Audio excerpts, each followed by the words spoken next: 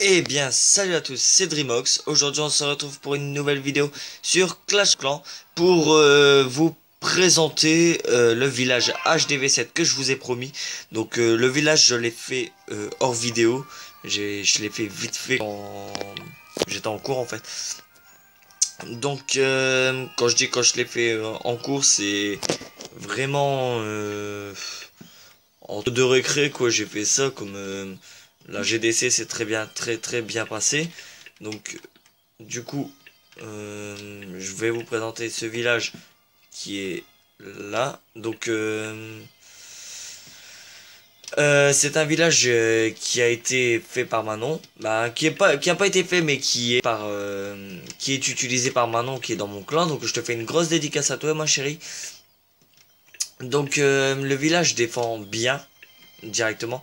Il défend bien, ça peut vous servir à avoir votre roi des barbares. Je sais que l'HDV7 c'est très dur à avoir son roi des barbares. C'est le truc le plus chaud du jeu. Personnellement, les 10 000 premiers élixirs noirs, excusez-moi s'il y a du bruit derrière, c'est juste que je règle des choses en même temps, donc c'est pas le top. Voilà.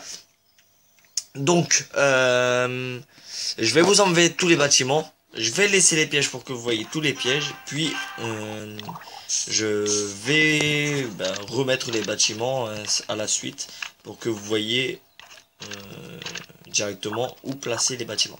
Je vais laisser les pièges. Ce qui est bien, là on vient de gagner une GDC contre un clan niveau 4. Donc on est tombé contre des gars hyper forts alors on est qu'un clan 1. Vous avez tous géré dans la GDC. Pour ceux qui me regardent et qui sont dans mon clan, je vous fais un gros GG. J'ai pour une fois en GDC, grâce à Manon et au clan, j'ai pas fail sur mes deux attaques. Ça veut dire la première attaque que j'ai fait 79% de souvenirs. Sur la vidéo va arriver juste après aussi. Et la deuxième j'ai fait un 3 étoiles en go whip.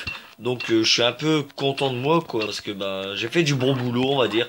J'ai fait ma part du gâteau. Après le reste c'est pareil. Ils ont tous fait leur part du gâteau. À part certains qu'on a dû... On a établi quelques règles dans le clan. Donc ça se fait directement.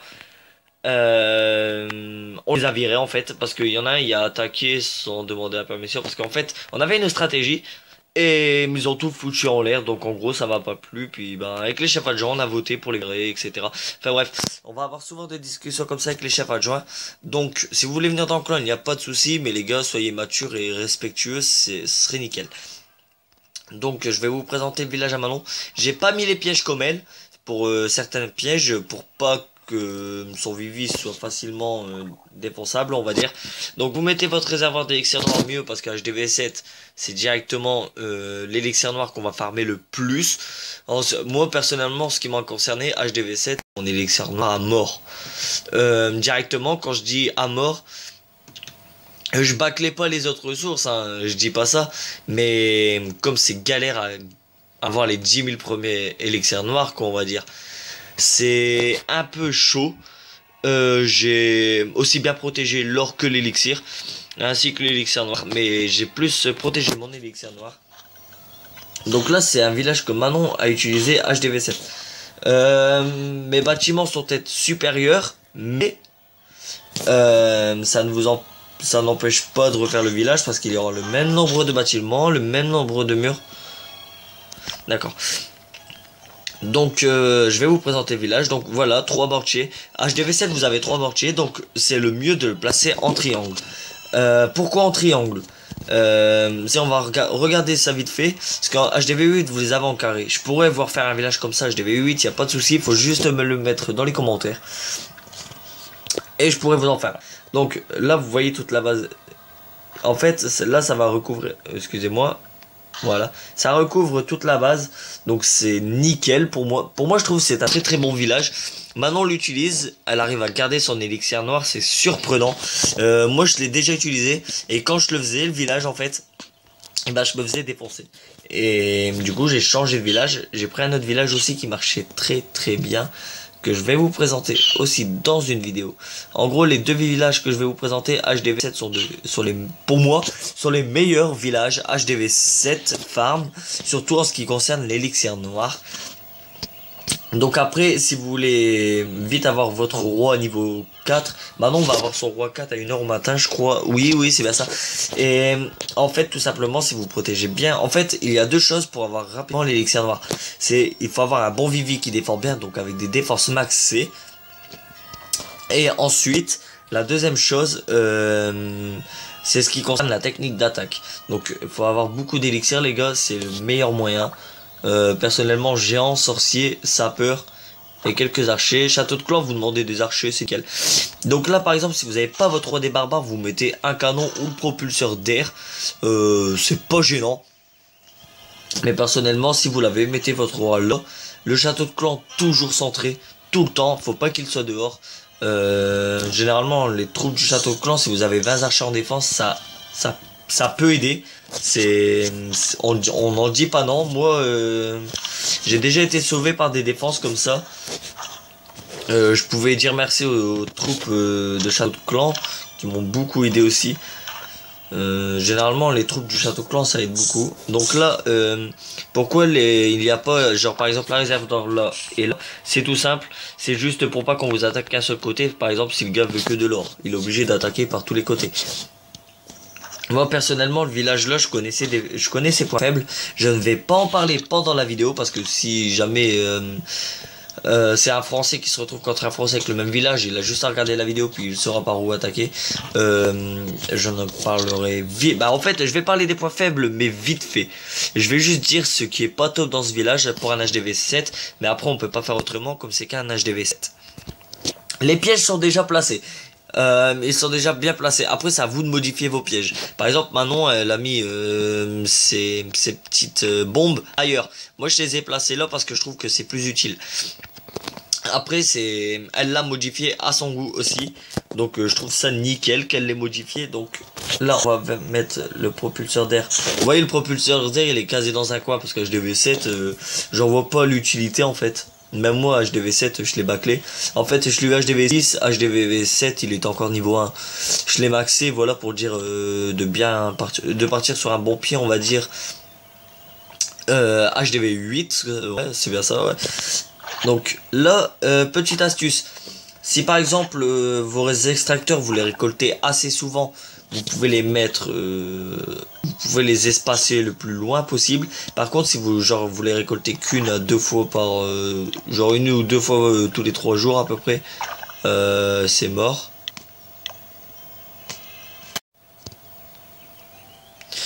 Donc, ouais, lui aussi, logiquement, il aurait dû se faire virer, mais bon, j'ai pas voulu le virer, je l'ai gardé quoi, parce que ben, il arrive au dernier moment pour faire son attaque. D'un côté, c'est grâce à lui aussi qu'on a pu gagner la GDC car il a attaqué. Manon aussi, grâce à toi, on a gagné cette GDC, c'est franc. Personnellement, dans le clan, quand il y a une chose de bien de faite, on le dit, et quand il y a une chose de mal, on le dit aussi. Et là, généralement, les gars, et aussi les filles, pardon, vous avez tous géré cette GDC. Personnellement, je suis content du clan. Il y a de bonnes choses à faire dans ce clan. Même si c'est un clan niveau 1, on a réussi à battre un clan niveau 4, ce qui n'est pas rien. Enfin, c'était quand même des gars maxés. Donc, attendez, je vais enlever les décos parce que c'est un peu chiant. Je vous remettrai pas les décos parce que bon... attendez, je vous enlève les décos parce que bah, je vais pas parler avec lui. Je vais attendre un peu, comme je vais en parler après. Et je vais en parler pourquoi il aurait dû se faire virer, car bah, lui directement, il a attaqué comme une merde. Je vous le dis, il a pas écouté. Il devait attaquer son village principal, donc son vis-à-vis. Il aurait dû facilement taper le 3 étoiles. Et en fait, je lui ai expliqué comment attaquer son village. Il aurait pu faire 3 étoiles. Et en fait, c'est pas pour être méchant, mais il a réussi à attaquer un autre village. Le gars n'a rien écouté. Donc, déjà, ça commence ça saoule. Ça saoule directement de voir des gens comme ça. Donc voilà, là je vous place les casernes. Donc ce village, quand il a été fait de souvenirs, c'était avant la mise à jour, c'était avant le propulseur d'air. Donc du coup ça se fait, moi je l'ai placé et il n'y avait pas de foreuse d'élixir noir non plus. Donc du coup je vais vous placer la foreuse d'élixir noir que vous avez. Bon, elle est là. Vous pouvez la placer là. Ou vous échangez ça par exemple. Voilà, vous mettez votre... Voilà. Moi personnellement je préfère mieux protéger encore plus ma foreuse d'élixir noir. Parce que généralement quand elle est améliorée niveau 3, ça rapporte beaucoup. C'est pour ça les gars, si vous voulez vite avoir votre roi, la foreuse, essayez de la maxer au plus vite. C'est grave utile de maxer sa foreuse. Moi je l'ai maxé fin HDV7 en ayant mon roi 5. Même pour mes troupes noires, je l'ai fait avec une foreuse niveau 1. Donc ça veut dire que tout est possible dans le jeu, il suffit juste d'y jouer quoi, tout simplement. Hein. Attendez, là je suis en train de voir pour décaler ça. Si ça en met là. Comment je pourrais faire? Donc voilà. Voilà, on va faire comme ça.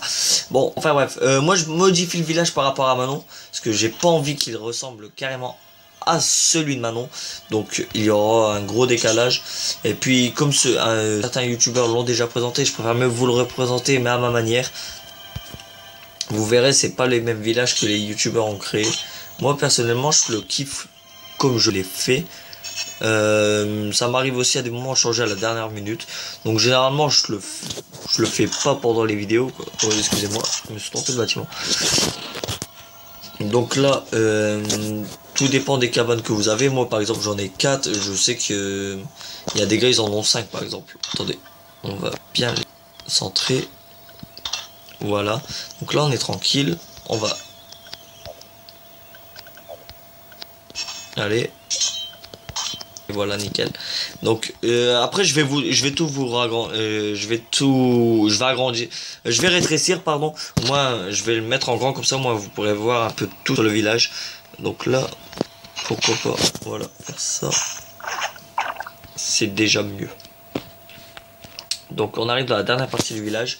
Donc après je vais vous expliquer pourquoi les tours de sorciers sont-elles placées comme ça, pourquoi il y a ça, pourquoi il y a ça. Enfin bref, vous allez voir, ce village s'il est fait comme ça, ce n'est pas pour rien. C'est parce qu'il y a des raisons.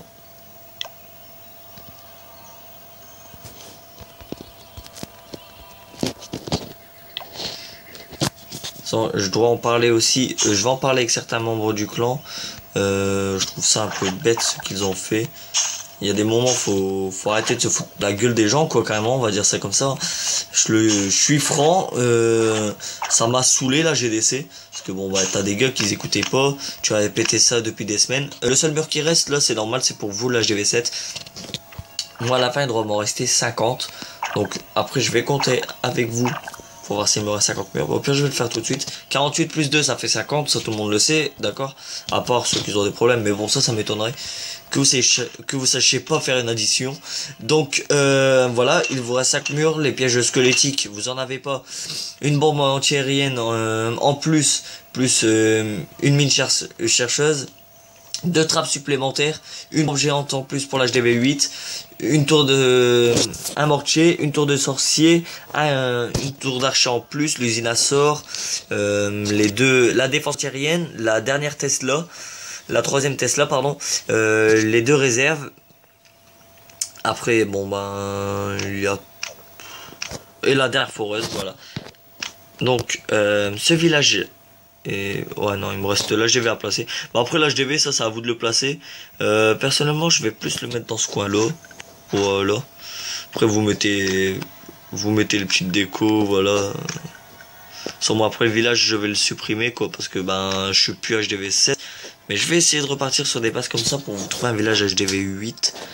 Donc voilà, après voilà, là vous jouez avec les pièges. Comme je vous ai dit, les pièges d'écho, c'est utile. Ça fait peut-être voilà une technique à la chienne. Excusez du terme, mais ça marche. Donc tout de suite, les points positifs et négatifs. Donc là déjà, vous voyez, vous pouvez acheter des décorations et les placer comme ceci. Pourquoi? Je vous ai expliqué avec les mortiers pour le tarif de groupe. Donc ça vous faites, voilà. C'est si jamais vous avez trop d'or pour pas qu'on vous attaque, hein. D'accord. Je vous dis en aucun cas de les acheter, hein. Ça vaut de... Moi j'ai hésité un moment, puis à la fin je les ai achetés. Donc voilà, j'ai encore tous les bâtiments. Ouais, voilà, c'est nickel. Donc, l'élixir noir est bien protégé par rapport aux trappes. Pourquoi y a-t-il des trappes et non pas c'est fermé? En fait, tout simplement pour pas que les troupes détruisent carrément ton mur, en fait, HDV au valeur rempart niveau 8, et qu'ils te volent l'élixir noir facile. On met des trappes, au moins les troupes sont attirées par le trou, quoi, on va dire carrément, et se bouffent les trappes. Comme le gars en fait qui va vous attaquer, l'élixir noir est bien centré, donc il peut plus rien faire. Si généralement il a tout envoyé ses troupes, donc du coup il se prend les pièges à ressort. Puis généralement ça prend toutes les troupes, sauf si on vous attaque avec des PK par exemple, parce que les PK sont résistants à ça. Les antiaériennes, on n'a pas le choix, il y en a que deux, on les place aux extrémités du village. Les tours d'archer, il y en a 4. On les place à peu près en carré. Les tours de sorcier, pourquoi sont-elles placées là? Bah pour tout simplement défendre encore mieux en aidant la tour d'archer et le canon à protéger votre mine d'or. Là c'est pareil pour l'élixir. Pourquoi les bombes géantes sont-elles derrière la Tesla? Tout simplement. Admettons on vous détruit les petits bâtiments autour. Il vous reste votre bombe géante et votre... Admettons... Attendez, je vais vous faire voir l'exemple au pire. Voilà. Voilà, on imagine que c'est comme ça. Vous imaginez, il vous envoie 2-3 barbares, il vous défonce la bombe géante. Donc on l'enlève. Voilà, les KO. Et ben la Tesla, après il a juste envoyé, il sait qu'il n'y a plus de bombe géante par là. Tandis que là, s'il envoie tout sur la Tesla, parce qu'il va devoir défoncer la Tesla, ce qui est quand même envoyer une trentaine de barbares. Après derrière la bombe géante c'est foutu. La bombe géante va faire le tarif de groupe. Donc voilà pour ce qui concerne les bombes géantes. Les petites bombes, je les ai placées là pour aider les tours de sorcier aussi. C'est nickel, malgré que ça fait pas beaucoup de dégâts, c'est nickel. En ce qui concerne le propulseur d'air, il est placé là où on peut. Comme je vous ai dit avec les mines d'or et les extracteurs, placez-les par rapport à votre temps de jeu. Donc en gros, si vous êtes un joueur, vous récoltez assez souvent. Par exemple, moi je vais tout maxer, je sais qu'à la fin je vais récolter toutes les 2 heures à peu près, ce qui me fait à peu près beaucoup d'or pour moi en fait. Mais... voilà pour moi. Mais par exemple, si vous récoltez genre une fois le matin, une fois le midi, une fois le soir, ou genre une fois le soir, une fois le matin et peut-être une fois du lendemain, dans ces cas-là, rapprochez au plus possible vos mines. Par exemple, si vous êtes un joueur qui récolte assez souvent comme moi, vous pouvez les écarter encore plus. Il n'y a pas de souci pour ça. Donc j'espère que cette vidéo t'a plu, n'hésite pas à commenter, à liker et pourquoi pas à partager cette vidéo avec tes amis pour aider les HDV7. Donc j'aimerais bien que tu t'abonnes à la chaîne YouTube, ça me ferait énormément plaisir. Donc la prochaine vidéo sera mes attaques en GDC. Je prendrai le petit compte quoi on va dire. Donc là j'ai hâte aussi d'envoyer, petite parenthèse, j'ai hâte aussi d'envoyer mes golems niveau 2. Je suis full en élixir noir, j'ai trop hâte. Donc sur ce, je fais une grosse dédicace au clan, une grosse dédicace à Lucas. Lucas, tu nous manques, reviens vite dans le clan. Tu sais très bien qu'on a besoin de toi. Donc reviens dans le clan et reste pas dans les autres clans qui ne servent à rien. Donc voilà, un petit avant-goût de ce qu'on a fait. S'il y aurait eu match nul, on s'aurait fait défoncer au pourcentage. Mais voilà, voici mon but. Hein. Mais bon, ça c'est la prochaine vidéo. Donc allez, ciao tout le monde.